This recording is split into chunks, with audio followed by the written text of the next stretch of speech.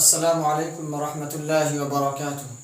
میں ہوں شکیل احمد اور آپ دیکھ رہے ہیں شکیل احمد آفیسیل، اور آپ کی خدمت میں پیش ہے شکیل احمد آفیسیل کی ایک نئی پیشکش۔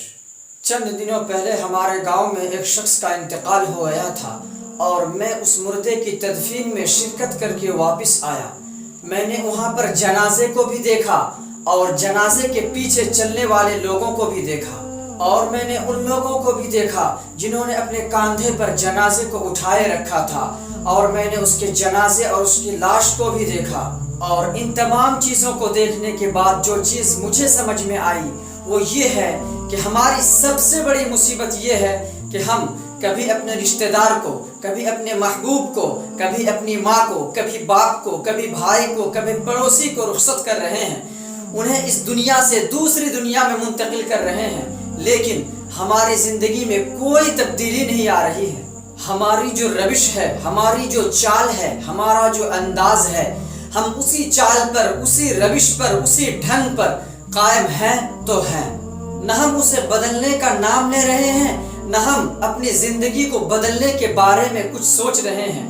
ہم کسی مردے کو دیکھ کر کیوں نہیں سوچتے کہ تھوڑی دیر پہلے یہ شخص ہمارے ساتھ ہی باتیں کر رہا تھا، تھوڑی دیر پہلے یہ شخص ہمارے ساتھ ہی زندہ تھا، تھوڑی دیر پہلے یہ شخص ہمارے ساتھ ہی کھا پی رہا تھا، اور ابھی یہ شخص اس دنیا میں موجود نہیں، یہاں تک کہ اس کا نام بھی باقی نہیں، کیونکہ اب اسے اس کا نام لے کر نہیں پکارا جائے گا، بلکہ پکارا جائے گا جنازے کہاں ہے، لاش کہاں ہے، میت کہاں ہے۔ اے میرے بھائی اور اے میری بہن، یہی دنیا ہے اور یہی دنیا کی حقیقت ہے کہ انسان بھلا چنگا اٹھتا ہے اور گھر سے باہر نکلتا ہے، اور تھوڑی ہی دیر کے بعد اس کی موت کی خبر آتی ہے۔ ہمارا کوئی قریبی، ہمارا کوئی رشتہ دار، ہمارا کوئی محبوب، ہمارے کوئی جاننے والے آج ہی ہمارے ساتھ باتیں کرتا ہے، لیکن کل ہی اچانک اس کے اوپر بیماریوں کا حملہ ہو جاتا ہے، اور پھر چند دنوں کے بعد وہ قبرستان پہنچ جاتا ہے۔ آپ بھلا مجھے بتائیے کہ اگر میری موت ہو جائے تو آپ مجھے کیا کہہ کر پکاریں گے؟ کہ یہ طالب علم کے جنازے کو آہستہ لے چلو، یا شکیل کے پیچھے چلو؟ نہیں اور ہرگز نہیں۔ جیسے ہی میرے جسم سے روح نکل جائے گی تو آپ کہیں گے کہ لاش کہاں ہے، لاش کو جلدی لے آؤ، میت کہاں ہے، میت کو غسل دے دو، میت کی جنازے کی نماز پڑھاؤ۔ آپ کہیں گے کہ جنازے کے پیچھے چلو، آپ کہیں گے کہ جنازے کو قبر میں اتارو۔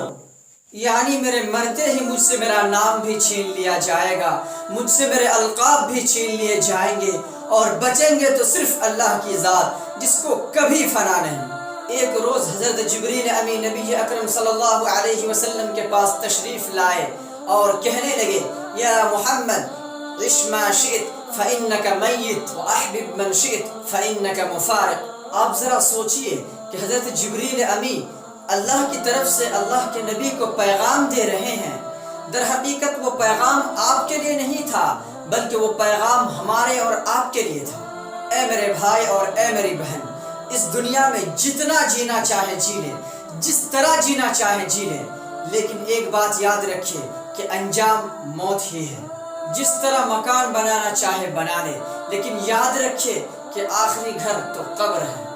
جس طرح دنیا کی رنگینیوں میں الجھنا ہے الجھ جائے، لیکن یاد رکھیے کہ آخر تو قبر کی وحشت ہی ہاتھ آئے گی۔ ذرا سوچئے کہ ہم نے اس دنیا کے لیے کیا تیار کیا ہے، اور سوچتے رہیے تاکہ ہم اس دنیا کے لیے بھی کچھ تیاریاں کر سکیں۔